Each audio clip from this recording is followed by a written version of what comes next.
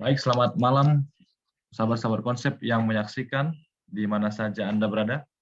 Pada saat ini kita akan melanjutkan kembali yaitu diskusi Alkitab kita bersama dengan tim konsep Cohenster People, dan kita live secara Facebook bila mana sahabat-sahabat konsep yang sedang menyaksikan memiliki pertanyaan-pertanyaan sehubungan dengan pelajaran yang sebentar lagi kita akan sampaikan, boleh diketik di kolom komentar di Facebook. Baik, pada saat ini, bahkan untuk beberapa bulan yang akan datang, kita akan masuk kepada satu tema yang baru, yaitu pekabaran-pekabaran dari kitab Nabi Yesaya. Ya, jadi di dalam Perjanjian Lama ada satu buku yang namanya Yesaya, dan kita akan membahas banyak hal yang akan membuat kita semakin mengerti pekabaran apa saja yang ada di dalam kitab Nabi Yesaya ini. Baik, untuk malam ini kita akan masuk ke pelajaran pertama yang dibawakan oleh Pendeta Alexander Hetarihon, melayani di Jawa kawasan tengah, dengan judul Konsep Hari Sabat dalam buku Yesaya. Dan demikian kita akan mulai. Mari kita terlebih dahulu berdoa dipimpin oleh Pendeta Adrian Nunes. Kita sama-sama untuk berdoa. Terima kasih Tuhan, saat ini kami siap mempelajari pelajaran Alkitab. Tuhan berkati agar kami dapat memahami pelajaran ini dengan baik. Terima kasih Tuhan, kami sudah berdoa dalam nama Yesus. Amin. Amin. Baik, seperti apa itu hari Sabat dalam kitab Yesaya? Sekarang kita akan berikan kesempatan kepada Pendeta Muda Alexander Hetarihon untuk memberikan pemaparan materi, ya, 20 sampai 30 menit ke depan. Kami persilakan. Baik, selamat malam untuk seluruh sahabat-sahabat konsep dimanapun kita berada. Senang rasanya boleh berbagi bersama, belajar Alkitab bersama, dan bahkan berdiskusi bersama. Kita bersyukur oleh karena kita boleh bertemu lagi pada malam hari ini. Dan di awal bulan ini, di bulan Oktober, materi yang diberikan kepada saya untuk boleh dibawakan adalah membahas paling pertama buku Yesaya, tapi memandang dari segi penyembahan, di mana konsep hari Sabat menurut buku Yesaya, bagaimana mereka orang-orang Israel di zaman itu dan juga Yesaya menganggap hari Sabat ini seperti apa. Dan saya mencoba meringkaskan, dan sudah barang tentu ada banyak hal-hal yang sudah juga dipelajari, tetapi ini menjadi satu pelajaran kembali, ada sesuatu yang baru yang mungkin boleh didapati, itu boleh kita pelajari malam hari ini. Nah, yang pertama dengan judulnya adalah konsep Sabat dalam buku Yesaya, terkhusus dalam Yesaya 58 ayat 13. Di dalam buku Yesaya ini tidak satu-satunya saja ayat yang menyampaikan mengenai hari Sabat, tetapi ada beberapa ayat yang nanti kita identifikasi, dan juga setiap konteks dan kemunculannya berdasarkan pengertian atau pemahaman yang boleh diberikan dalam ayat tersebut. Tetapi poinnya adalah satu, dalam penjelasan yang sama. Oleh karena itu, saya mencoba mengambil beberapa isu pembahasan atau beberapa batasan untuk kita boleh berdiskusi sehubungan dengan materi kita. Maka paling sedikit saya mengambil ada 4 bagian yang ingin saya utarakan atau saya sampaikan dalam materi ini. Yang pertama adalah apa latar belakang dari buku Yesaya, dan juga tema kenapa buku ini dituliskan, dan sejarah nabinya juga boleh disampaikan secara sederhana, walaupun memang konteks ini saya mau coba ambil karena saya boleh mengawali buku yang pertama untuk hal ini dalam buku Yesaya. Yang kedua, bagaimana pemulihan bangsa Israel mengenai penyembahan yang benar. Berbicara mengenai hari Sabat, maka kita tidak lepas dari berbicara mengenai sebuah penyembahan. Maka dalam buku Yesaya ini mungkin ada saja penekanan, ada yang mau dibawa dalam penekanan-penekanan khusus untuk hari Sabat atau penyembahan. Dan yang ketiga, apa pengertian yang benar mengenai hari Sabat berdasarkan Yesaya yang tadi saya munculkan, Yesaya 58 ayatnya yang ke-13 di sana. Dan yang selanjutnya, Yang keempat, apakah masih relevansi mengenai Sabat dalam buku Yesaya hingga kita sekarang ini? Apa relevansinya dan apakah kita masih bisa ikuti sampai sekarang apa yang dilakukan oleh bangsa Israel pada waktu mereka boleh dipimpin oleh Nabi Yesaya di sana. Nah, oleh karena itu kita masuk kepada pembahasan yang pertama dalam materi ini. Nah, yang pertama, tema atau latar belakang buku Yesaya ini, kita tahu bahwa sebagai pembuka, kitab Yesaya berawal dengan penglihatan yang dialami oleh Yesaya bin Amos tentang Yehuda dan Yerusalem dalam zaman Uzia, Yotam, Ahaz, dan Hizkia, raja-raja Yehuda pada waktu itu. Nah, keempat raja ini memerintah Yehuda dari tahun 740 sampai 698 Masehi, sebelum Masehi. Pada masa itu, kerajaan Yehuda berada di bawah ancaman, baik dari kerajaan selatan Israel maupun kerajaan yang lebih kuat, Aram atau Syria, yang berada di utara Israel. Maka bagian dari kitab Yesaya ini memperlihatkan situasi pada abad yang ke-8 sebelum Masehi. Jadi dengan kata lain, kita tidak bisa lepaskan dari perjalanan bangsa Israel ya dalam mencapai sebuah kebenaran ataupun perjalanan hidup mereka. Nah, secara spesifikasinya lagi, saya dapati dari buku Ensiklopedia Alkitab masa kini, di sana menyatakan bahwa para pakar Alkitab memberikan nama yang berbeda-beda untuk masing-masing dari ketiga bagian kitab ini. Misalnya, pasal 1 Yesaya 9 itu dinamai Proto Yesaya, pasal 40 sampai 50 dinamai Deutero Yesaya, dan pasal 56 sampai 66 dinamai Trito Yesaya.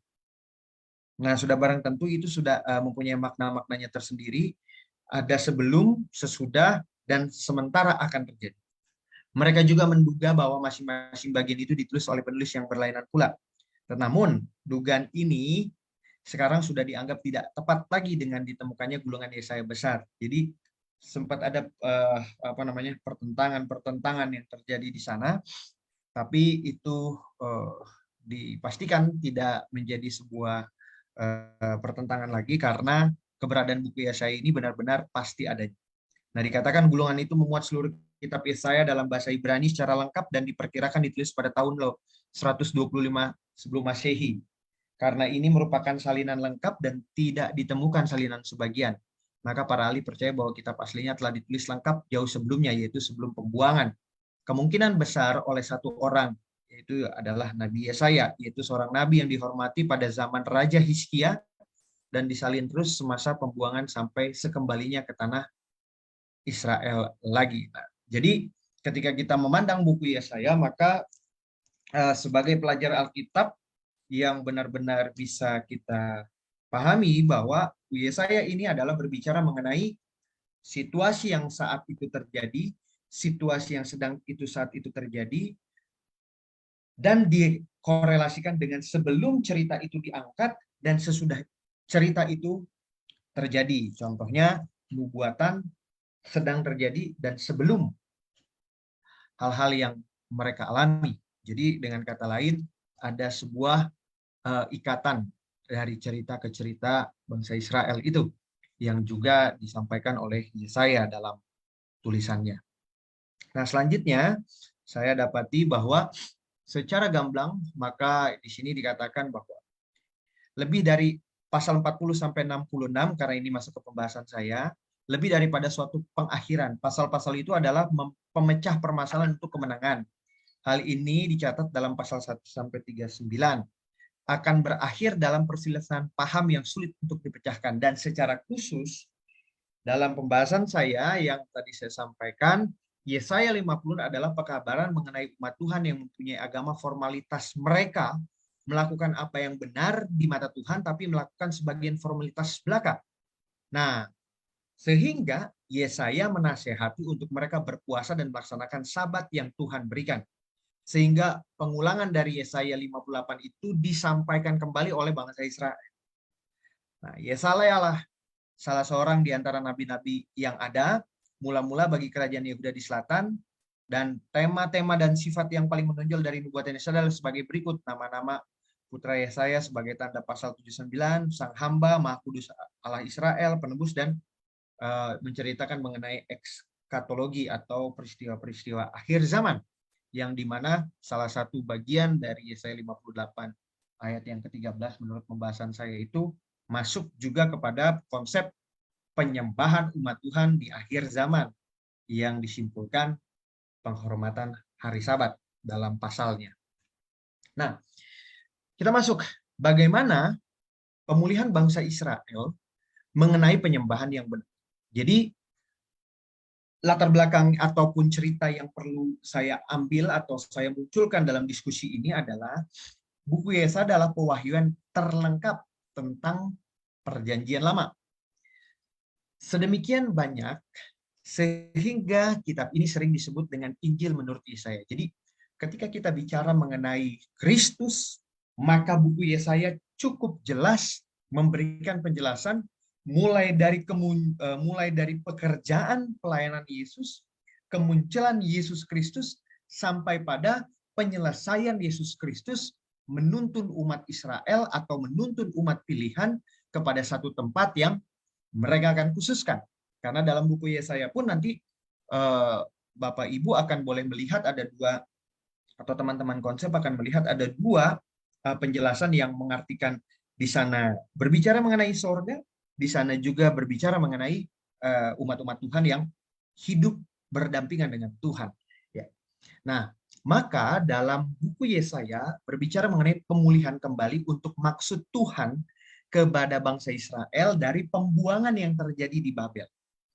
Tuhan memerintahkan kepada Yesaya untuk membuat pemulihan mengenai cara hidup, penyembahan, dan mengingatkan di sana perjanjian Allah kepada umatnya. Nah, secara konteksnya yang mau disampaikan, pembukaan daripada kenapa ada Yesaya 58 ayat yang ke-13 di sana, bahwa dari latar belakangnya hal yang paling banyak menyentuh kepada Yesaya 58 adalah konsep penyembahan ini. Jadi dengan kata lain, ada sesuatu yang perlu dipulihkan oleh Yesaya kepada bangsa Israel yang telah merosot keadaan kerohanian mereka setelah pembuangan di sana, ya. Dan itu perlu direstorasi kembali. Makanya ada hari Sabat.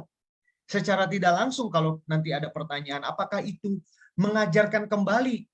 Jawabannya iya, karena mereka mungkin saja telah kehilangan hal-hal yang rohani yang mereka pernah dapatkan waktu itu, karena kita tahu masa mereka di pembuangan itu selama 70 tahun, bukan waktu yang sebentar di sana.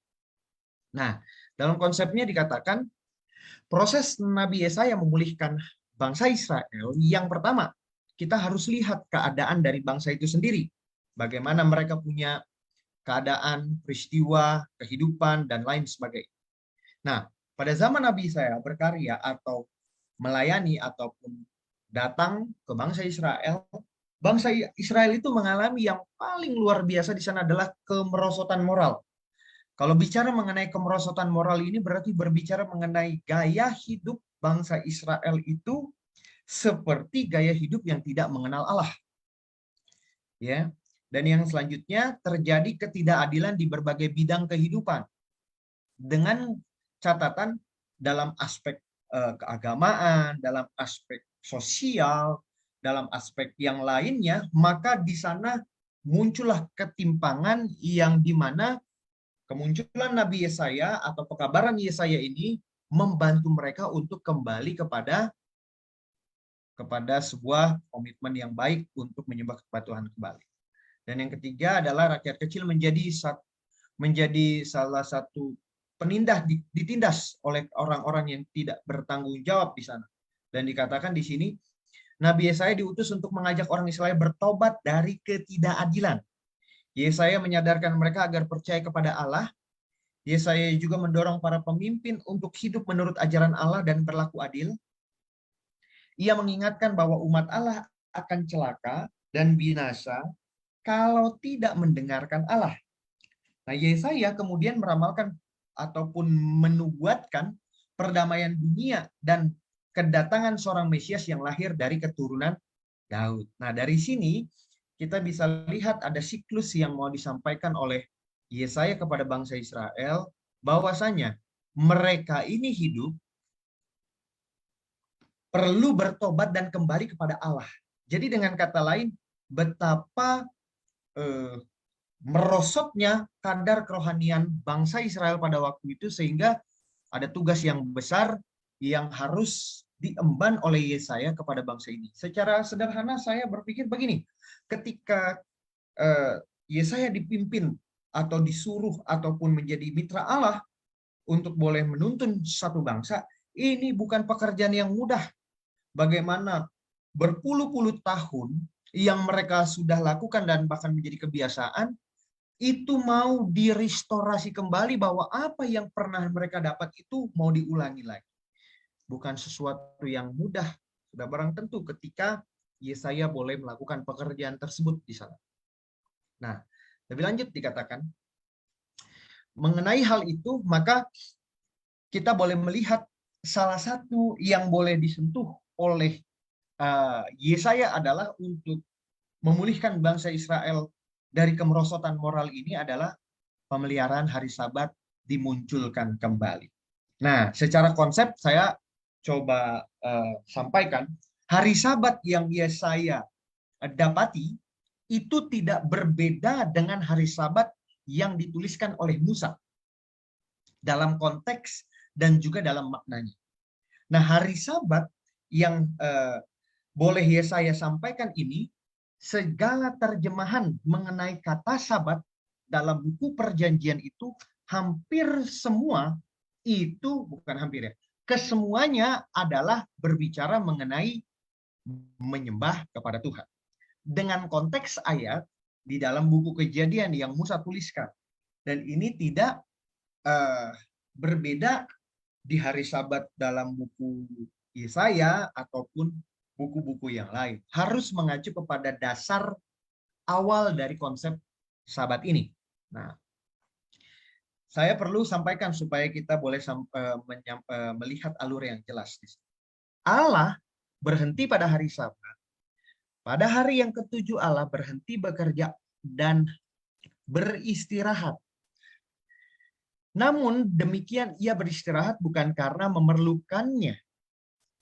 Kata kerja beristirahat atau Sabat secara harfiah berarti berhenti dari pekerjaan atau kegiatan. Maksudnya adalah bukan Allah mau berhenti dari kegiatannya, ya.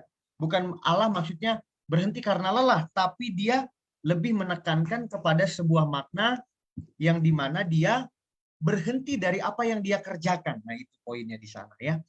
Dan dilanjutkan, Allah beristirahat karena ingin manusia juga beristirahat.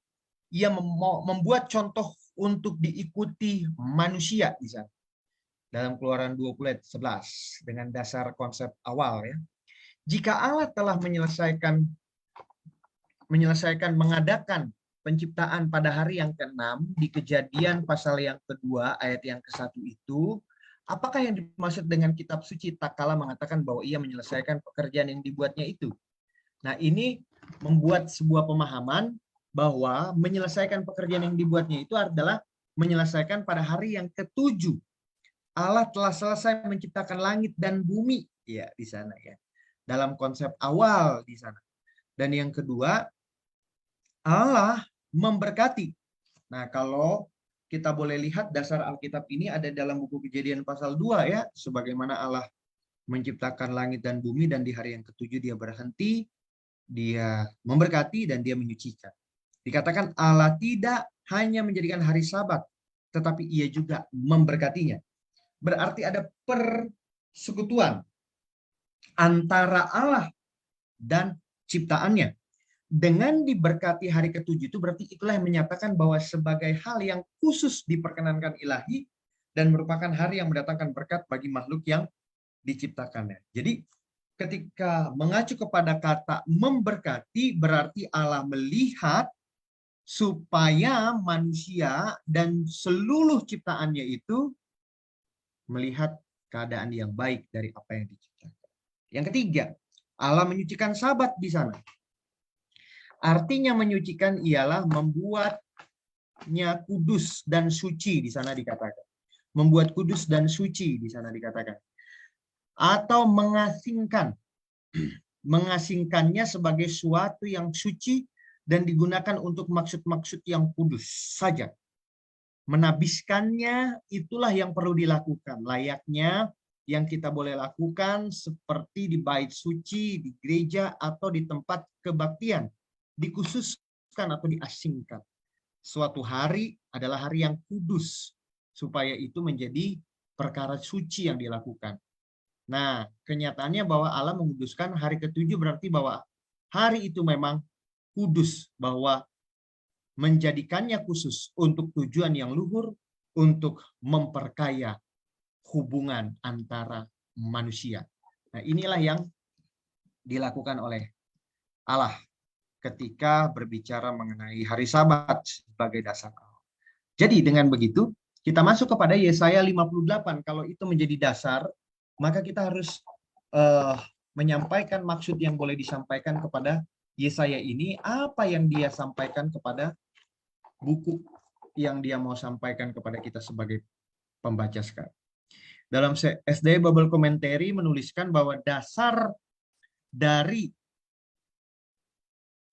dosa adalah keegoisan, melepaskan diri dari Tuhan dan juga dari sesama manusia. Hari Sabat diadakan untuk bertemu dengan Tuhan dengan tujuan yang merendahkan keegoisan yang tadi disimpulkan dengan dosa dan membangun kebiasaan melakukan hal-hal yang berkenan di hadapan Tuhan. Hal ini adalah maksudnya berkontribusi terhadap kesejahteraan orang lain dan memahami dan menuruti hukum Sabat, karena Sabat adalah kunci kebahagiaan manusia saat ini dan akhirat. Nah, kalau kita berbicara mengenai Dia yang Maha Esa, maka kita bisa mendapati bahwa Sabat adalah pusat perbaktian. Lafid, Sabat adalah pusat perbaktian kita kepada Allah, peringatan atas penciptaan yang menyatakan sebab musabab, mengapa Allah harus disembah. 28 doktrin kita menyatakan bahwa Ia pencipta dan kitalah ciptaannya. Oleh karena itu, Sabat menjadi dasar utama fondasi perbaktian kepada Tuhan. Karena di dalamnya diajarkan pengajaran agung yang sangat indah dalam cara yang amat mengesankan. Tidak ada lembaga yang setara dengan itu. Dasar perbaktian yang benar Allah bukan hanya pada hari yang ke-7 itu saja, tetapi juga semua perbaktian secara konsepnya harus menyatakan kehormatan kepada Tuhan. Nah, tetapi ada satu hari yang perlu disampaikan di sana, diasingkan, didasarkan dalam perbedaan antara pencipta dan makhluk ciptaan. Nah, kenyataan agung ini tidak akan pernah menjadi sirna dan tidak akan pernah dapat dilupakan. Karena inilah menjadi identitas bahwa ada Allah dan ada juga ciptaan. Itulah sebabnya Allah melembagakan Sabat ini, supaya kebenaran ini tetap dipegang umat manusia. Maksudnya dilembagakan adalah dipatenkan sebagai pengingat, dipatenkan sebagai sebuah karya di mana manusia sebagai ciptaan akan menghormati penciptanya di sana, ya. Ini cukup baik. Nah, melalui hal itu kita akan boleh lihat kemunculan dari ayat ini. Dari kemunculan Sabat ini kita bisa dapati bahwa di Yesaya 53 di sana disampaikan bahwa berbicara mengenai Sabat, maka kita akan berbicara mengenai Yesaya yang pertama ayat 13. Jangan lagi membawa persembahanmu yang tidak sungguh, sebab baunya adalah kejian bagiku. Kalau kamu merayakan bulan baru dan Sabat atau mengadakan pertemuan, aku tidak akan tahan melihatnya karena perayaan itu penuh kejahatan. Nah, jadi ini disinggung oleh Yesaya dalam Yesaya 1:13, dan itu dimunculkan kembali dalam Yesaya 56 ayat yang kedua, bagaimana konsep penyembahan nabi ini juga mengutarakan, berbahagialah orang yang melakukannya dan anak manusia yang berpegang kepadanya, yang memelihara Sabat dan tidak menajiskan dan menahan diri dari setiap perbuatan jahat. Ya, ada konotasi di sana yang mau ditekankan, ya. Di Yesaya yang sama ayat yang keempat, sebab beginilah firman Tuhan kepada orang-orang kebiri yang memelihara hari Sabatku dan yang memilih apa yang kukendaki dan berpegang kepada perjanjianku. Yesaya yang sama, ayat yang ke-6 dikatakan kembali, dan orang-orang yang asing menggabungkan diri kepada Tuhan untuk melayani Dia, untuk mengasihi nama Tuhan dan untuk menjadi hamba-hambanya. Semuanya memelihara hari Sabat dan tidak menajiskannya dan berpegang pada perjanjian. Nah, buku-buku ini dimunculkan kepada kita sebagai pembaca dalam buku Yesaya. Bagaimana Nabi ini menekankan khusus kepada pelajaran mengenai hari Sabat. Mengapa? Karena ada yang mau ditekankan di sana. Dan yang terakhir dalam pembahasan saya sebagai acuannya dalam Yesaya 58 ayat 13. Apabila engkau tidak menginjak-injak hukum Sabat, tidak melakukan urusanmu pada hari kudusku, apabila engkau menyebut hari Sabat hari kenikmatan, dan hari kudus Tuhan hari mulia, apabila engkau menghormatinya dengan tidak menjalankan segala acaramu, dan dengan tidak menguruskan urusanmu atau berkata omong kosong. Nah, pasca itu disampaikan bentuk dari komitmen Yesaya ini mengajak kembali pemulihan kepada sebuah penyembahan yang tadi awal saya katakan. Dan ditutup dengan Yesaya 66 ayat 23. Bulan berganti bulan dan sabat berganti sabat. Maka seluruh umat manusia akan datang sujud menyembah di hadapanku, firman Tuhan semesta alam. Ini berbicara mengenai kemahakuasaan Allah kepada otoritas yang dia perlu sampaikan bahwa saya adalah pencipta. Dan umat-umat Tuhan akan boleh bergabung dalam sebuah penyembahan. Jadi penekanan dari buku Yesaya 58 ayat 13 dan ke semua yang berbicara mengenai hari Sabat ini mengajak kembali bangsa Israel untuk dipulihkan dalam penyembahan yang benar. Jadi kalau misalkan ada pertanyaan nanti bagaimana pandangan Yesaya berbicara mengenai Sabat dalam konteksnya. Yesaya mau mengembalikan kepada penyembahan yang benar. Karena banyak penyembahan pada waktu itu setelah masa pembuangan salah dalam melihat penciptanya dan menghitung harinya untuk menyembah kepada Tuhan di sana. Nah, lebih lanjut dikatakan sebagai penjelasan dari ayat Yesaya 58 ayat 13 dikatakan Sabat hari kenikmatan. Diobservasi bahwa kata kenikmatan di dalam Yesaya 58 itu berasal dari bahasa Ibrani dengan kata dasar onek. Ini kenikmatan maksudnya ya, bukan hari Sabatnya. Yang berasal dari kata dasar anak, yang berarti adalah sebuah peralihan dari kesusahan atau kebiasaan sehari-hari menjadi suatu kesenangan yang sangat lembut, sesuatu yang mempesona, halus, dan menyenangkan. Jadi begini, memahaminya. Ketika kenikmatan yang disampaikan Yesaya 58 atas dasar menikmati hari Sabat, atau bangsa Israel itu menggambarkan, Yesaya menggambarkan bahwa hari itu adalah hari yang nikmat, adalah ada satu hari yang dikhususkan sama mereka. Yesaya menyampaikan atau menyiratkan bahwa itu adalah kesenangan dari 6 hari yang mereka lakukan sebelumnya. Maksudnya apa? Berarti hari yang ke-7 adalah hari yang dinantikan karena hari itu adalah hari persekutuan dengan Allah, dengan Tuhan. Dan itulah yang nikmat di sana. Ya.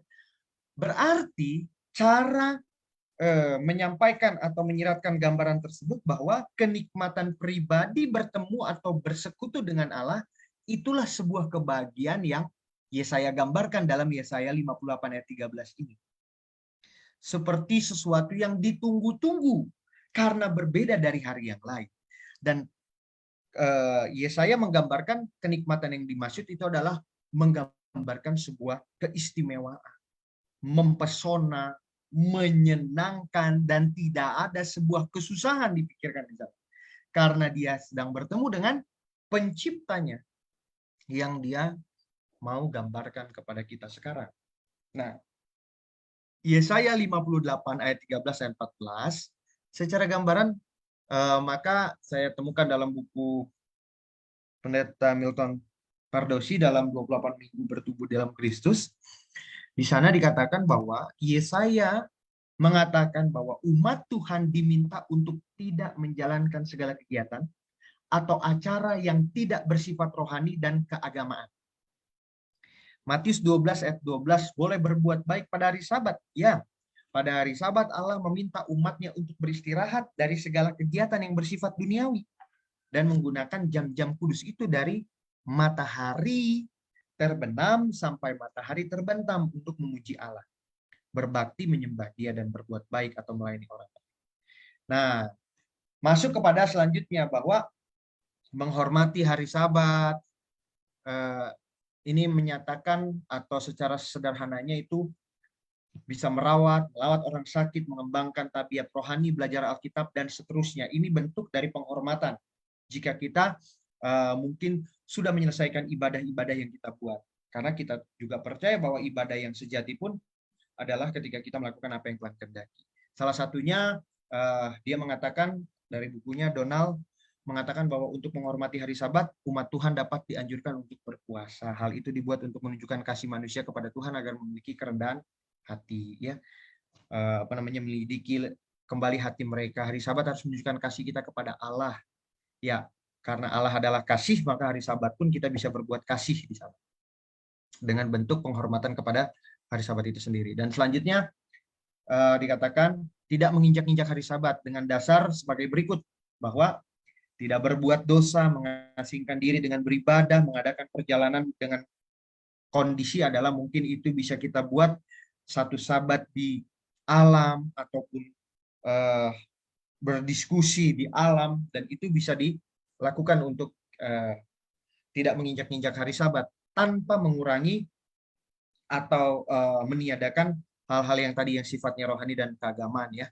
Apabila engkau menahan diri kakimu pada hari Sabat, tidak melakukan urusanmu pada hari Sabat, kemudian ditekankan segi sosial, hari beristirahat pengertian itu, semua orang bahwa hewan juga boleh melepaskan lelah pada hari Sabat. Lebih lanjut, dikatakan mengenai konsep tidak melakukan urusanmu, itu adalah tidak bertransaksi atau transaksi bisnis, bekerja, bersekolah, dan lain sebagainya. Ini adalah yang mengacu kepada melakukan urusan. Nah, di sana dikatakan dalam bukunya, melakukan urusanmu diartikan menjadi satu kata, yaitu dengan memakai kata kafet. Di sini terjemahan menjadi pleasure, menyenangkan dan keinginan. Jadi hal-hal yang menyenangkan keinginan kita itu harus disingkirkan. Itu tidak boleh dilakukan karena itu bagian daripada melakukan urusan kita di sana. Manusia tidak boleh dilakukan pada hari ketujuh, itu Tuhan sudah ciptakan selama 6 hari. Jadi hal-hal yang sifatnya yang seperti contoh yang saya sampaikan ini, mohon untuk tidak lakukan di hari Sabat. Terus berkata omong kosong. Dalam konsepnya ini berkata omong kosong secara pengertiannya bahwa berkata omong kosong ya kita seperti tahu berkata yang sia-sia, yang tidak itu berhubungan dengan hal-hal rohani dan keagamaan, itu tidak bisa dan pantas untuk dibicarakan di hari Sabat, karena hari Sabat itu adalah hari yang perlu diasingkan, ya, dan itu perlu menjadi sebuah perhatian lebih bagi kita, yaitu secara tidak langsung saya simpulkan tidak bergosip, tidak menyampaikan dusta atau merencanakan kejahatan, bersekongkol, ya, hal-hal yang sifatnya demikian itu mohon untuk dijauhkan pada hari Sabat. Itu yang perlu dilakukan. Jadi melalui hal itu, apakah masih relevansi Sabat dalam buku Yesaya sampai sekarang? Jawabannya ya, karena dari sanalah muncul dasar-dasar mengapa kita tidak boleh melakukan hal-hal yang sifatnya tidak ada hal-hal rohani atau keagamaan. Satu, perbaktian dalam gereja dan rumah untuk menyembah Allah. Ini masih relevansi dan itu juga dilakukan oleh kita. Belajar firman Tuhan dengan membaca, merenung, bermeditasi di alam, dengan melihat kemurahan Tuhan, Sang Pencipta, bekerja di rumah sakit, tenaga medis, atau menyembuhkan orang-orang sakit, melawat mereka untuk mendoakan hati yang berduka. Itu juga dapat dilakukan. Melawat dari rumah ke rumah, mengadakan perbaktian kecil sebagai tanda melakukan hal yang suci di hari Sabat, melakukan puasa, berbuat baik pada hari Sabat, dapat melepas lelah mengenai hal duniawi, bekerja dalam pekerjaan yang menyangkut hidup orang lain, ya, dengan pengertian, ya, dengan pengertian bukan berarti kita men-excuse, tetapi hal-hal yang sifatnya itu bisa kita tolerir, itu perlu dilakukan. Tapi kalau itu prinsipal, itu jangan lagi kita lakukan. 8. Mengadakan jalan-jalan bersama dengan keluarga, menikmati alam ciptaan Tuhan, dan buat kebaktian alam dengan kelompok-kelompok kecil di sana, ya. Maksudnya bukan berarti jalan-jalan sudah direncanakan, tidak, ya, tetapi ini bagian daripada beberapa hal yang bisa dapat dilakukan dan melayani.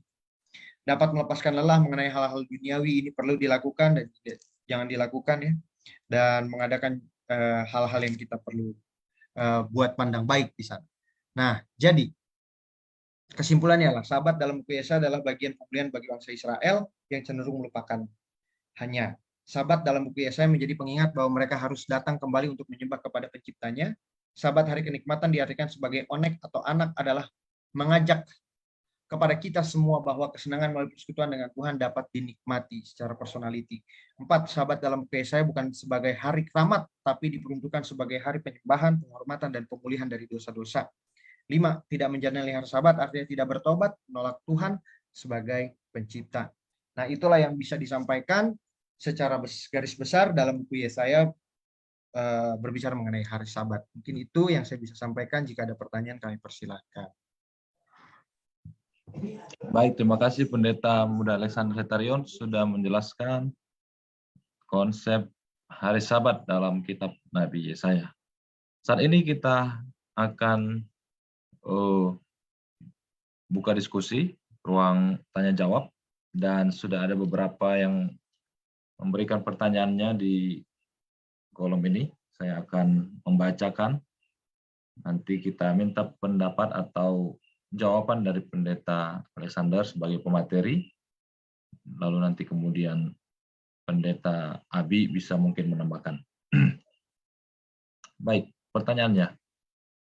Apa yang membuat saat ini, kenapa ketika hari Sabat itu tiba, akan terasa capek sekali ya, capek lelah maksudnya.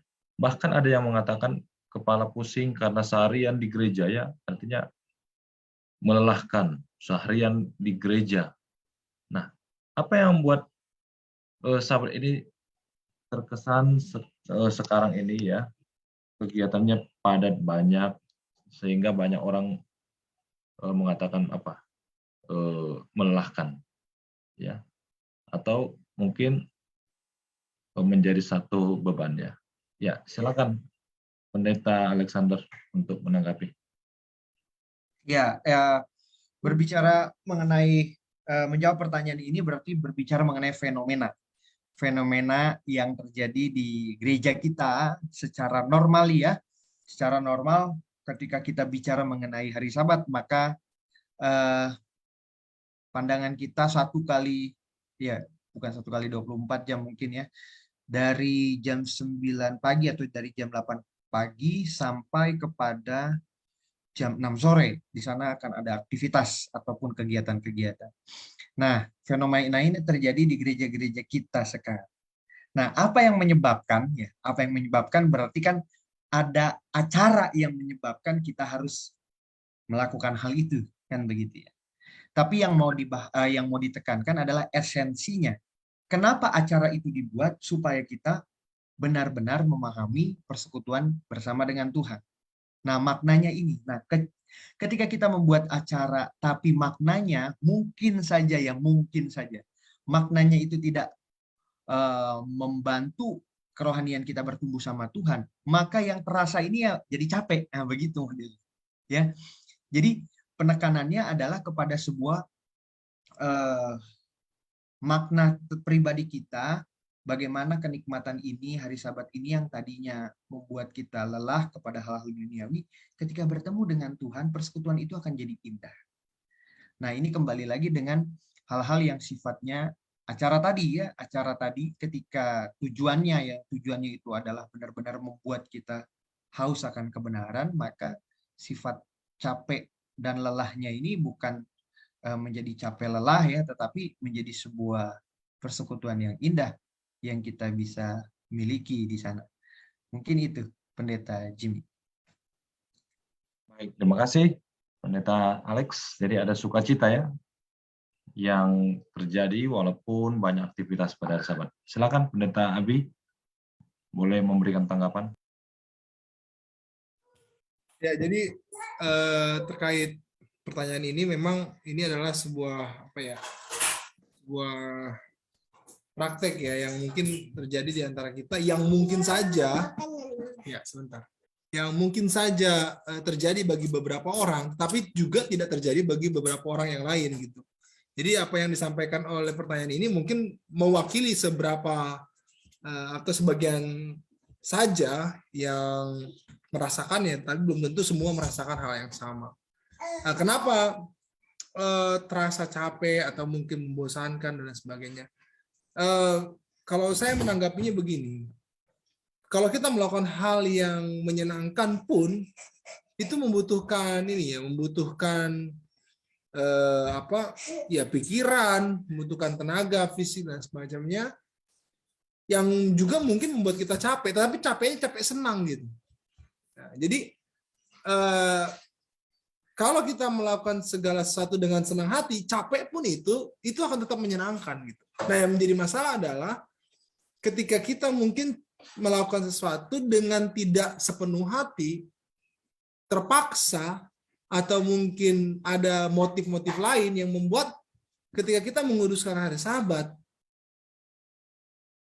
dari dalam diri kita itu tidak tulus dalam melakukan hal tersebut, atau mungkin ada paksaan atau ada motif lain tadi yang saya bilang, itu membuat sehingga rasa capek dan persungut-sungutan itu ya terjadi gitu. Makanya ya ini seperti saya bilang mungkin aja mewakili beberapa orang, tetapi tidak semua, karena ada orang-orang juga yang menikmati hari Sabat walaupun capek, dia tetap bersukacita, bahkan sampai tutup Sabat, malam Minggu mungkin menghabiskan waktu bersama dengan jemaat untuk merasakan sukacita dalam persekutuan, dalam kesatuan, dalam jemaat dan lain semacamnya.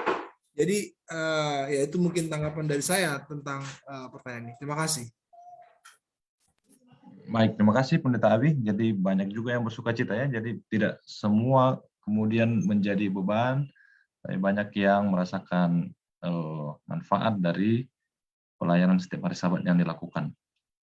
Kita ke Pendeta Pardosi. Silakan, Sir. Tadi pertanyaannya, apa yang membuat saat ini, kenapa ketika Sabat ya, hari Sabat tiba akan terasa lelah, bahkan ada yang mengatakan pusing karena seharian di gereja. Silakan, Sir.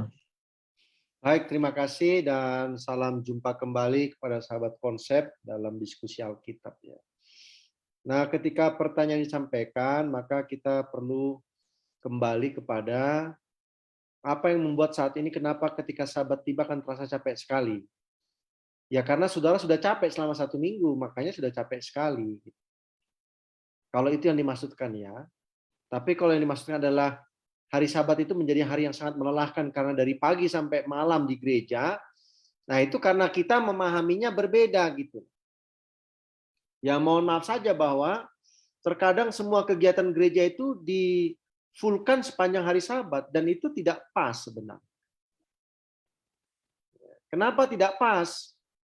Ya karena sebenarnya hari Sabat itu di satu sisi adalah hari penyembahan, ya. Di satu sisi juga hari pelayanan, tapi juga di sisi lain adalah hari untuk istirahat kita. Istirahat untuk kita gunakan waktu bersama dengan keluarga kita. Ya, bukan hanya sekedar bersama dalam ibadah, bukan. Tapi memang perlu beristirahat. Nah ini kan kita sekarang ada kecenderungan ya untuk semua dari pagi, bayangkanlah dari dan melakukan semua kegiatan pada hari Sabat. Nah, itu akhirnya menjadi lelah kita, menjadi capek sekali. Karena ya waktunya sudah habis, betul-betul habis gitu. Belum lagi kalau Jumat malamnya ada kebaktian buka Sabat, mungkin pulang jam 8:30, jam 9 malam. Lalu pagi-pagi harus bangun supaya ke gereja mungkin jam 8:30. Lalu nanti pulang baru jam 6, jam 7 malam. Ya memang pasti capek sekali, saudara. Ya, kalaupun banyak dibilang ya itu karena kita pelayanan pasti ada sukacita, ya itu secara teori, secara prakteknya capek badannya. Padahal kan kita perlu apa? Perlu menggunakan jam-jam Sabat itu juga untuk mengistirahatkan baik fisik kita, terlebih hati pikiran kita dengan mungkin bersantai di alam gitu ya, menikmati ciptaan Tuhan dan sebagainya. Jadi sebenarnya kitalah yang mengatur apa? Keadaan kita ini atau kondisi kita ini. Jadi ini juga perlu menjadi sebuah pelajaran bagi kita. Jangan semua acara gerejani itu dipaksa untuk terjadi pada hari Sabat. Ya, ada hari yang lain, contohnya hari Minggu dan lain sebagainya. Ya. Nah, jadi kalau yang dimaksudkan adalah capek ketika sudah masuk hari Sabat, ya karena memang kita sudah capek 1 minggu bekerja. Tapi kalau yang dimaksud adalah capek pada waktu kita menikmati hari Sabat itu, ya itu karena semua program itu sepertinya dipaksakan untuk terjadi pada hari apa? Hari Sabat, sehingga kita kehabisan apa? Waktu, kehabisan tenaga, istirahat secara fisik, mental, dan juga waktu untuk keluarga kita. Terima kasih. Baik, ya. Terima kasih untuk tanggapannya tadi oleh Sir dan juga teman-teman yang memberikan tanggapan. Jadi jangan sampai pada hari Sabat itu kita apa? Kita sudah kehabisan tenaga sehingga kegiatan Sabat, pelayanan, bahkan ibadah pun kita menganggap itu sebagai satu hal yang melelahkan. Ya, tapi biarlah kiranya kita bisa bersukacita ketika hari Sabat itu tiba. Dan kita bisa juga membagi waktu-waktu yang Tuhan berikan sepanjang 1 minggu kepada kita. Baik, pertanyaan kedua kita akan bacakan. Nanti ditanggapi oleh Pendeta Dwi Cahyono. Pertanyaan seperti ini, apa yang membedakan penekanan pekabaran dalam kitab Yesaya mengenai Sabat dibandingkan dengan kitab lain?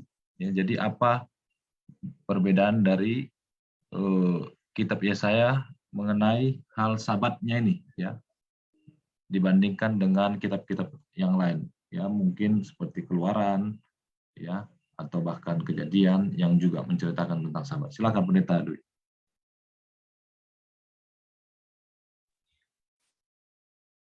Baik, selamat malam para sahabat konsep, para hamba Tuhan.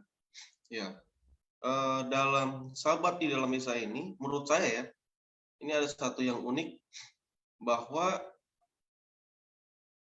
hari Sabat ini menjadi sebuah syarat dan juga lambang bagi umat-umat Tuhan daripada selain orang Israel. Dia dikatakan umat Tuhan ketika dia memelihara hari Sabat. Dikatakan bahwa misalnya di dalam Yesaya 56 ayat 6 ya, dan orang-orang asing yang menggabungkan diri kepada Tuhan untuk melayani Dia, untuk mengasihi nama Tuhan, dan untuk menjadi hamba-hambanya, semuanya yang memelihara hari Sabat dan tidak menajiskannya, dan yang berpegang kepada perjanjianku, ayat 7, mereka akan kubawa ke gunungku yang kudus, dan akan kuberi kesukaan di rumah doa. Aku akan berkenan kepada korban-korban bakaran dan korban-korban sembelihan mereka yang dipersembahkan di atas mezbahku, sebab rumahku akan disebut rumah doa bagi segala bangsa. Jadi bangsa-bangsa asing, orang-orang asing yang mengasihi Tuhan dan melayani Tuhan, dan ditambah di sini adalah menjadi hamba-hamba Tuhan, ditambahin lagi adalah yang memelihara hari Sabat dan tidak menajiskannya, dia berpegang teguh kepada perjanjian Tuhan, maka dia menjadi umat Tuhan. Nah, di sini menurut saya yang menarik bahwa orang-orang di luar daripada bangsa Israel yang tidak memelihara hari Sabat, ya, kemudian dia memelihara hari Sabat dan mau melayani Tuhan, dia dianggap sebagai umat Tuhan, ya, dijadikan sebagai umat Tuhan, dan itu sebagai sebuah identitas sebagai umat. Mungkin di ayat-ayat yang lain dijelaskan yang membedakan umatku dengan bukan umatku adalah salah satu itu adalah hari Sabat sebagai tanda di sana.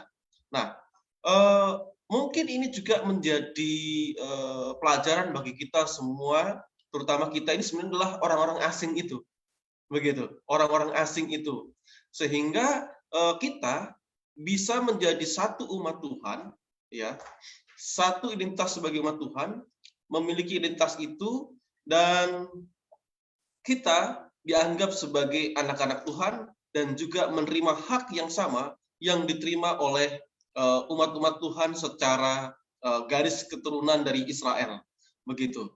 Jadi kita diperlakukan sama dan kita mendapat kasih karunia yang sama yang mereka terima, demikian juga kita juga menerima kasih karunia yang sama.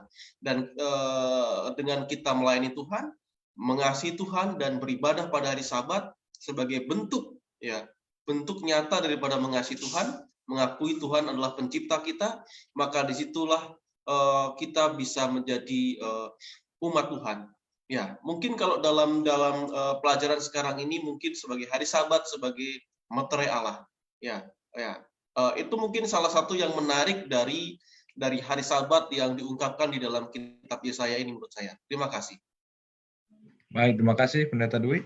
Kita ke Pendeta Alex untuk menanggapi pertanyaan kedua. Silakan. Ya, terima kasih. Penekanan hari Sabat dalam buku Yesaya yang tadi saya sampaikan adalah Yesaya ini, umat-umat yang dipimpin oleh Yesaya pada waktu itu, bangsa Israel ini sudah banyak sekali hal-hal yang mereka lupakan mengenai hal-hal rohani. Yang tadi saya sampaikan dari cara hidup, penyembahan, dan juga perjanjian kepada Allah. Secara maknanya, Sabat itu harus mengacu kepada penyembahan. Tetapi penekanannya adalah yang menarik dalam buku Yesaya ini, disampaikan oleh Yesaya dalam Yesaya 1 ayat 13, Yesaya 58 dan selanjutnya, dan Yesaya 56 dan Yesaya 66 ini mengacu kepada sebuah pemulihan kembali bangsa ini kepada pencipta mereka. Artinya ada yang mereka lupakan, yaitu dari mereka menyembah kepada siapa, kepada hari apa, sehingga itu perlu dipulihkan kembali di sana. Nah, penekanannya di sana. Kenapa? Dan dilanjutkan melalui materi yang tadi saya sampaikan adalah juga ini untuk menyatakan ketidakadilan yang mereka buat sehingga muncul hari Sabat ini menjawab sebuah keadilan. Karena kalau dibaca dalam Yesaya 58, secara konteks mengapa itu diakhiri dengan hari Sabat, maka di sana kita lihat ada kesalehan yang palsu dan yang sejati. Jadi dengan kata lain, mereka berusaha menyebut nama Tuhan, menuruti hukum Tuhan yang mereka pernah sudah dapatkan, tetapi mereka tidak lakukan itu semua. Maka penghormatan hari Sabat ini diulangi lagi oleh Yesaya supaya bentuk nasihat, teguran bagi bangsa Israel pada waktu itu kembali kepada ajaran yang benar, yang salah satu faktornya adalah penyembahan hari Sabat ini. Kenapa? Karena kalau kita melihat struktur kalimat dari Yesaya 58 ayat 13 sampai 14 ini adalah struktur kalimat atau nasihat ini yang mengajak ya, persuasif kepada bangsa Israel. Apabila engkau tidak menginjak-injak, artinya kan ini sudah dia dapati hukum ini kan begitu ya. Dan tidak melakukan urusan. Berarti ini kan sudah pernah diketahui oleh bangsa Israel itu sendiri yang waktu ada dipimpin oleh Yesaya di sana. Sehingga itu perlu dipulihkan kembali. Dan inilah penekanan yang khusus yang mau buku Yesaya sampaikan kepada para pengikutnya pada waktu itu, yang dimana dia dikhususkan untuk memimpin dan memulihkan kembali bangsa itu. Dan disitulah penekanan yang bisa disampaikan. Begitu Pendeta Jimmy. Baik, terima kasih tambahan yang diberikan oleh Pendeta Alexander ya, bahwa Sabat di kitab Yesaya adalah untuk mengingatkan kembali itu ya, untuk menegaskan kembali ya, untuk menyatakan bahwa Tuhan adalah kasih dan setiap orang yang menuruti firman Tuhan khususnya hari Sabat akan mendapatkan sukacita, kesenangan dan bahkan kemenangan. Baik, kita akan masuk ke pertanyaan berikut. Nanti Pendeta Adrian akan menanggapi. Pertanyaannya seperti ini. Dalam Yesaya 58, tadi sudah dibaca, ada kalimat, jangan melakukan urusanmu pada hari Sabat. Apakah masak besar pada hari Sabat juga adalah hal melakukan urusanmu? Padahal ini bukan urusan pribadi, tetapi terkait dengan perut orang banyak di waktu potluck. Silakan Pendeta Adrian. Jadi urusan pribadi itu kan urusan pribadi kita. Nah, menyangkut masalah untuk pelayanan, ya kadang-kadang di gereja ada hal tertentu kita harus menyiapkan potluck dalam jumlah yang besar. Tapi kita perlu ingat juga waktu di gereja kita untuk menyiapkan itu kan bukan kita semua yang ngurus untuk yang besar itu kan bisa dibagi-bagi beberapa keluarga. Nah, maka cara untuk mensiasatinya, masakan-masakan itu sudah dipersiapkan dari hari persiapan tentunya. Sehingga waktu hari Sabat mungkin ya kalau bisa seminimal mungkin diolahnya ya. Contoh mungkin ya dimasaknya jangan yang terlalu ribet-ribet lah. Artinya yang sesederhana mungkin, tapi nikmat dan membawa sukacita ya. Kadang-kadang kan kita ini karena terlalu mau pusing, oh nanti harus kayak gini. Akhirnya ribet, hari Sabat pagi udah marah-marah, udah ngomel-ngomel, baru mau diiris bawangnya atau apalah kira-kira gitu ya. Makanya harus disiasati ya. Maka ada lebih baik mungkin hari Sabat pagi ya waktu dikelola, maka dikelola dengan apa? Sesederhana mungkin ya, mungkin nanti tinggal ya direbus gitu kan, jadi bumbunya disiapkan tinggal direbus, ini sudah selesai angkat dimasak. Atau mungkin ada makanan-makanan tertentu yang sudah bisa dimasak pada hari Jumat, hari Sabat pagi tinggal dihangatkan ya kan. Tapi tentunya juga kalau kita dalam potlak jumlah besar jangan juga kita semua ya kan, harus disiasati dibagi-bagi ya. Jadi kalau misalnya ada memasak sup kacang merah, walaupun rasanya nanti memang agak beda-beda, tapi lebih baik dibagi beberapa orang supaya jangan sampai satu orang apa terbebani. Terima kasih. Baik, terima kasih Pendeta Adrian. Jadi jangan sampai terkendala banyak waktu habis ya hari Sabat itu karena hanya untuk masak, jadi bagi-bagi. Silakan Pendeta Alexander. Jadi terkait melakukan urusanmu ya, karena tadi di Yesaya pasal 58 itu jelas kalimat itu ada. Apakah hal memasak ini juga melakukan urusan atau apa sebenarnya yang menjadi pengertian dari melakukan urusanmu itu pada hari Sabat? Silakan. Oke, baik, terima kasih Pendeta Jimmy. Terkait dengan melakukan urusanmu, apakah memasak pada hari Sabat? Memasak hari Sabat itu bagian daripada melakukan urusan. Menurut presentasi yang tadi saya sampaikan adalah kata mengurus urusanmu itu adalah lebih ke arah pribadi. Yang saya contohkan adalah berbisnis, melakukan proses belajar mengajar, dan transaksi-transaksi yang dilakukan itu eksempel atau contoh yang saya buat melakukan urusanmu pada hari Sabat. Dan jelas di sana juga tidak boleh dilakukan. Nah, secara ketika kita boleh masuk kepada pengertian hari Sabat, bagaimana perihal mengenai memasak besar pada hari Sabat? Jawabannya, kalau memasaknya pada hari Sabat, berarti ada sebuah persiapan yang mereka belum siapkan. Itu jawabannya tidak boleh. Tapi kepada sebuah kesederhanaan yang ketika itu disiapkan untuk menjadi makan ya bagi kita, itu sah-sah saja. Tapi kalau itu belum disiapkan, ini yang jadi masalah kan begitu. Sehingga kita menghilangkan makna hari Jumat, hari persiapan di sana. Sesuai dengan apa yang Alkitab katakan. Jadi sesederhana mungkin ketika hal itu dilakukan pada hari Sabat, yang sudah dipersiapkan dan kita tinggal menatanya dengan secara sederhana, berartinya itu kan sudah di-prepare artinya ya. Nah itu adalah bentuk dari pelayanan juga Pendeta Jimmy, yang saya mau tekankan dalam hal ini, menurut yang saya pelajari sejauh ini. Ya begitu. Tapi kalau itu belum dipersiapkan dengan jumlah besar, ya maka berarti tidak ada kesiapan yang mereka sedang lakukan. Warawiri dan lain sebagainya, sehingga tidak ikut ibadah pun itu menjadi salah di sana. Kita bisa masuk kepada peristiwanya Marta di sana ya. Mana yang benar-benar duduk dekat kaki Yesus, mana yang tidak di sana ya. Itu kan kita sudah boleh dapati konsepnya di sana. Nah, hal itu yang saya bisa sampaikan sehubungan dengan bagaimana kita mengurusi urusan hari Sabat. Makasih. Baik, terima kasih Pendeta Alexander Hetarion. Jadi makan pun adalah pelayanan ya, jangan sampai kelaparan gitu juga ya. Tapi jangan juga sampai repot melakukan persiapan-persiapannya di hari Sabat.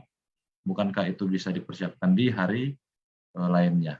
Baik, kita ke Seperdosi untuk 2 pertanyaan, Sir. Yang pertama tadi, apa yang membedakan pekabaran mengenai hari Sabat di kitab Nabi Yesaya daripada kitab-kitab lain? Lalu kemudian yang kedua, tentang melakukan urusan pada hari Sabat juga termasuk masak. Silakan, Sir. Baik, terima kasih ya. Kalau dikatakan apa yang membedakan, ya sebenarnya seluruh kitab itu kan ada yang disebut dengan memberikan tambahan tentang sebuah kebenaran, sehingga pemahamannya menjadi lengkap. Nah, konteks Nabi Yesaya ini adalah teguran, bukan sebuah proses mengajarkan sesuatu yang belum diketahui sebelumnya, tetapi sebuah teguran. Teguran atas kesalahan yang sudah terjadi. Nah, konteks Yesaya 58-nya adalah kesalahan terhadap bagaimana menjaga kekudusan hari Sabat. Karena ketika Israel ini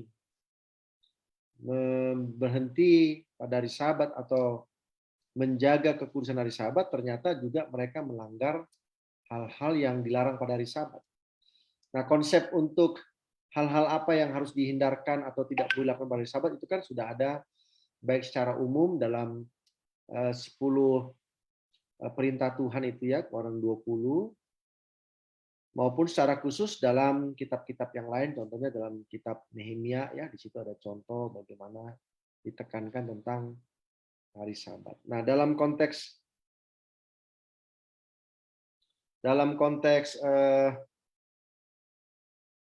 Yesaya, maka di sini kan dikatakan bahwa hari Sabat itu adalah hari kudus Tuhan, hari yang mulia. Nah, itu dalam pemahaman Perjanjian Lama juga sudah jelas. Kemudian hari kenikmatan, ya ini juga ada. Tetapi ketika disampaikan tentang urusanmu, berkata omong kosong, ya,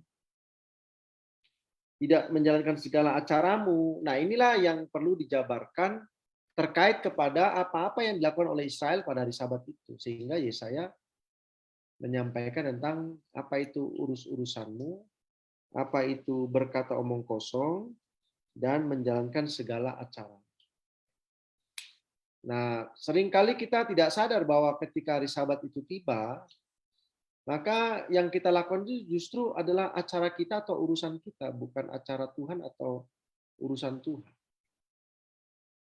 Nah, itulah yang membedakan bahwa Yesaya ini membawa pemikiran orang Israel itu terhadap apa-apa yang mereka sudah lakukan pada hari Sabat yang sebenarnya itu dikategorikan sebagai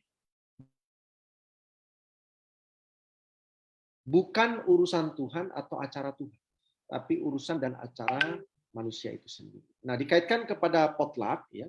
Potluck itu kan sebenarnya adalah proses bagaimana supaya anggota gereja itu tidak pulang dulu. Karena gerejanya mau punya kegiatan, ini tadi persoalannya itu.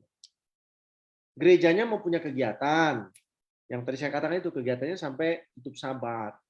Nah, kalau orang sudah pulang duluan, maka sudah pada tentu mereka akan ada kemalasan untuk datang di siang hari. Contohnya makan dulu, setelah itu pulang balik lagi ke gereja untuk latihan core. Nah, itu kan sudah menghabiskan waktu. Kalau rumahnya di samping gereja sih enak. Kalau rumahnya harus jaraknya 15-20 km kan itu sebarang tentu akan menghabiskan waktu. Tapi kalau seandainya kita semua ini habis gereja terus pulang, ya kan untuk apa potluck? Kan nggak perlu potluck. Jadi kan potluck itu sebenarnya adalah solusi untuk membantu anggota berjemaat bisa terlibat aktif dalam kegiatan gereja, khususnya setelah ibadah selesai. Nah, oleh sebab itu, maka kita perlu dengan bijaksana untuk apa? Mengatur supaya potluck itu tidak memberatkan seseorang, satu keluarga, apalagi membuat keluarga itu menjadi terlambat datang ke gereja. Nah, itu sebabnya kalau kita mau jujur, ada saja orang yang tidak mau ikut potluck di gereja. Tapi ada saja orang yang senang makan potlucknya tapi tidak terlalu suka membawa makanannya, itu ada saja. Nah, jadi memang ini sebuah apa? Sebuah perenungan lah. Kalau saya tidak mau mengatakan potluck itu tidak boleh pada hari Sabat. Tetapi sebuah perenungan. Kadang-kadang juga kita itu dalam gereja ya potluck ya. Ya ada kalanya lauknya sampai 3-4 macam.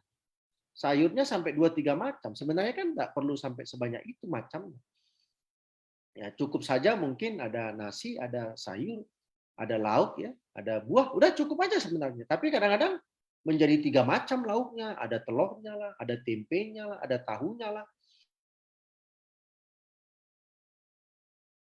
Lalu sayurnya pun ada gado-gadonya. Sehingga akhirnya yang membawa itu harus lebih banyak orangnya karena jenis makanannya sudah bermacam dan jumlahnya pun banyak. Ya. Kalau dulu itu kan orang potluck itu adalah bawa makanan yang di rumah, udah ditaruh aja di meja, udah dimakan aja, udah. Ya kalau memang dia memilih untuk memang tidak makan hari Sabat ya berarti dia nggak akan bawa, itu aja. Jadi kadang-kadang kita yang membuat rumit sendiri itu potluck.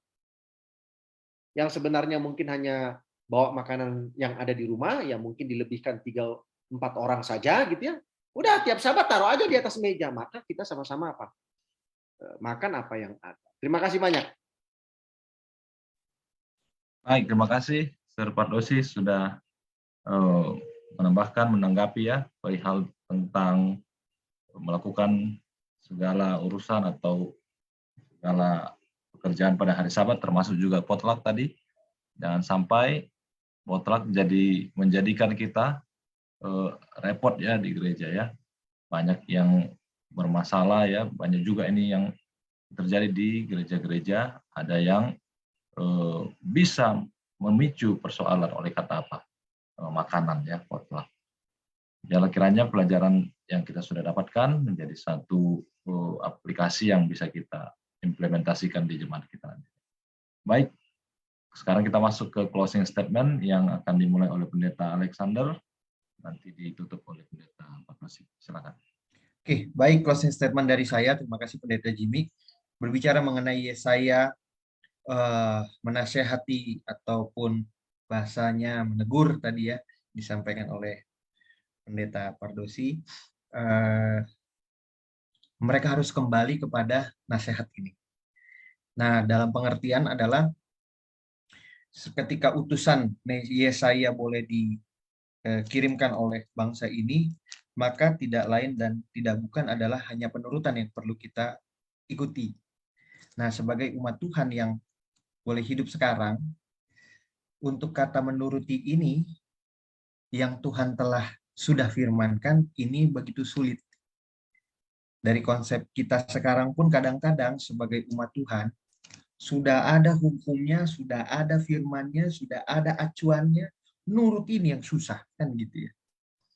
Nah, sebagai ajakan dari pelajaran ini, saya mau buat bahwa bangsa Israel diajak untuk menurut dari konsep hari Sabat, menurut kepada penyembahan yang benar, menurut kepada pencipta yang mereka harus sembah. Begitu juga dengan kita saat ini, hari Sabat sudah ada, kita hanya menurut saja, menyembah kepada pencipta kita, maka kita boleh merasakan kenikmatan di dunia dan sampai ke surga. Terima kasih. Terima kasih. Silakan, Sir.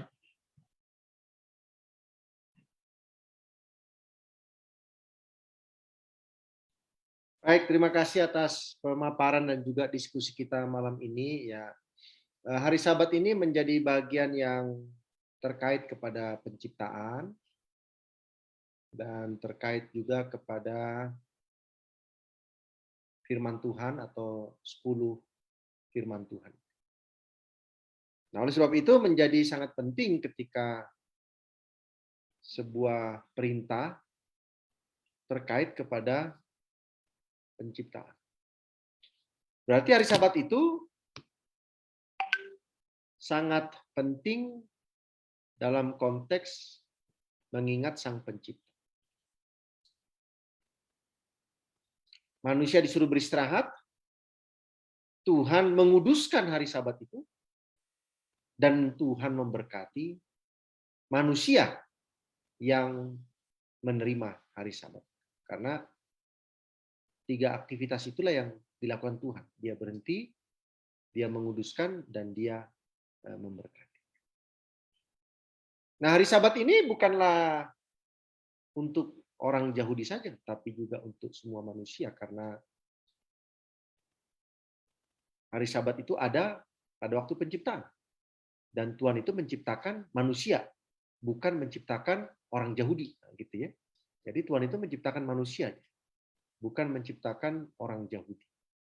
Sehingga hari Sabat itu bukanlah hanya untuk orang Yahudi. Nah, kenapa di dalam Alkitab ceritanya orang Yahudi? Ya karena Alkitab ini berisi bagaimana Tuhan dari sejak penciptaan akhirnya berinteraksi secara khusus kepada orang Yahudi. Sehingga atau keturunan Abraham. Sehingga hari Sabat itu lebih banyak diceritakan pemeliharaannya, pertentangannya, pelanggarannya itu dalam pengalaman bangsa Israel. Nah, oleh sebab itu maka hari Sabat ini akan terus-menerus sampai akhir dunia ini. Maka kita perlu untuk benar-benar memahami tentang teologi hari Sabat.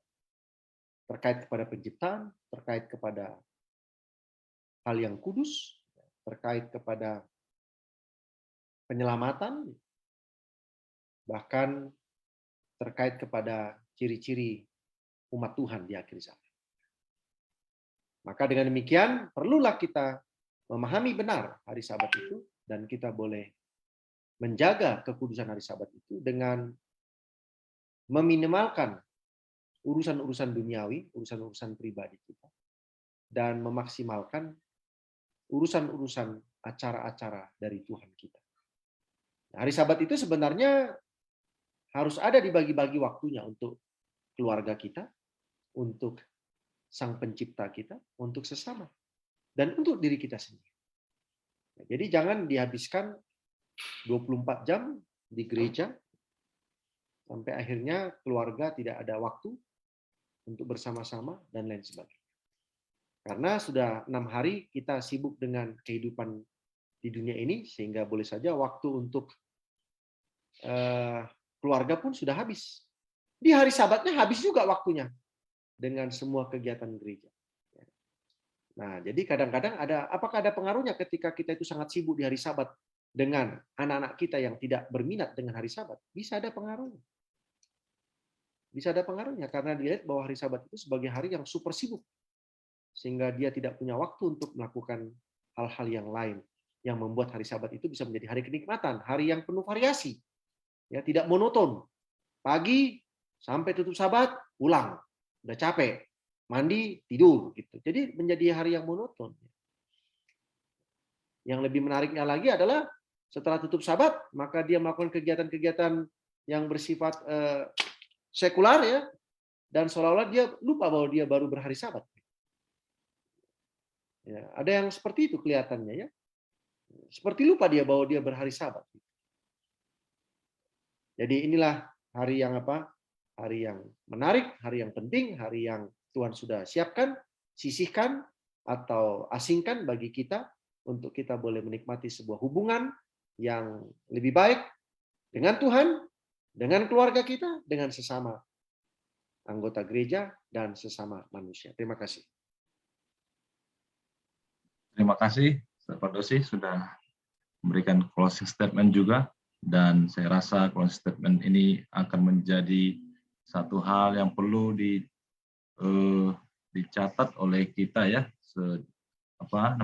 sebagai umat Tuhan yang melakukan banyak hal pada hari Sabat, sehingga kita bisa memilah-milah dan juga membagi-bagi apa yang kita harus lakukan secara gereja, secara keluarga, kepada Tuhan dan kepada sesama manusia.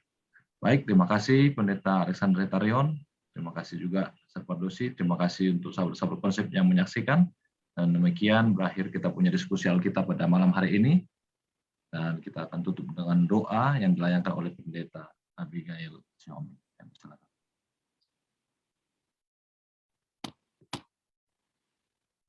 Mari kita berdoa. Mari kita berdoa. Tuhan di sorga, pada saat ini terima kasih untuk kabaran firman Tuhan yang telah kami dengarkan. Terima kasih untuk hari Sabat yang Tuhan telah karuniakan bagi kami sebagai hari kenikmatan, hari persekutuan, hari yang mengingatkan kami sebagai ciptaan dan Engkau sebagai pencipta kami. Dan biarlah hari Sabat ini menjadi satu tanda penyembahan kami kepada Tuhan, dan biarlah kami tetap setia dalam memelihara hari Sabat, dan juga kami dapat menjadi umat-umat Tuhan yang menjadi juru kabar Tuhan untuk mengabarkan tentang pekabaran hari Sabat ini kepada orang lain. Tuhan berkati juga kami bersama dengan tim konsep, pemateri, dan juga Sarpadosi. Ya, Tuhan berkati pelayanan dalam konsep ini agar benar-benar menjadi berkat bagi para sahabat konsep, pemirsa, yang menyaksikan. Terima kasih Tuhan, inilah doa kami, dalam nama Yesus kami sudah berdoa dan mengucap syukur. Amin. Amin. Terima kasih Pendeta Muda Abigail Pembimbing. Baik, bagi sahabat-sahabat konsep, kita akan tetap melanjutkan yaitu diskusi Alkitab kita di minggu yang akan datang dengan topik yang berbeda tentunya, tapi dari tema yang sama, tetap dari kitab Nabi Yesaya. Topiknya adalah kejatuhan Lucifer dalam kitab Yesaya pasal yang ke-14. Jangan melewatkan untuk topik ini sehingga kita lebih banyak mengerti lagi tentang Alkitab secara komprehensif, secara baik, dan kita menambah ilmu pengetahuan kita akan Tuhan. Kami ucapkan terima kasih sekali lagi, kiranya Tuhan berkati kita semua.